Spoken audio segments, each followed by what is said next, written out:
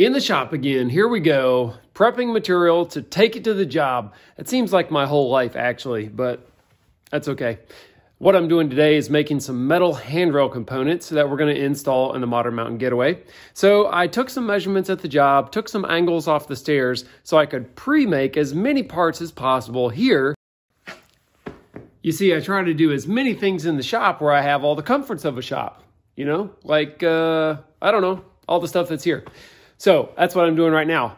I'm going to weld on these post bases in a cool little jig that I made since I needed a really easy way to repeat this process of welding base plates onto a square tube post. So I'm going to show you that jig right now.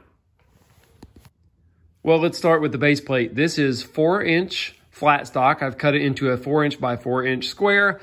I've drilled some holes into the corners. And let me show you my cool little jig here. I have a little setup. I put some little stops here. You see that? This is a 1/2 inch out of that corner. Whoop, focus. It's a 1/2 inch off the back, 1/2 inch off the side. I simply continue to rotate my piece of metal here and drill all 4 of my holes. It's really easy. And then you can see I took a little countersink and I just took the edges off of the corners there of the, man. Focus here, Joker. I just like it when it's all smoothed up. It's nice. Okay. Frame rate, all right, you got me? Yep. Okay, here's our handy base plate, 4 inches square. So I made this jig here that basically will space my post 1 inch in and 1 inch in. This is a 2x2 post, and in theory, that would make it perfectly square and perfectly centered. Now, it would be really difficult to do this without a jig.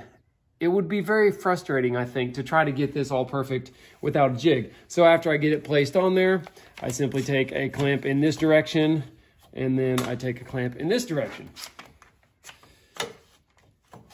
And then I kind of look at it and make sure it actually, you know, is right here, of course. Say, that looks good.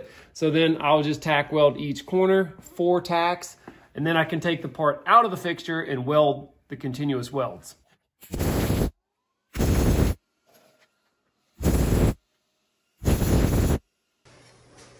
Jamie, are you okay using the Advantech for the side also? Mm-hmm.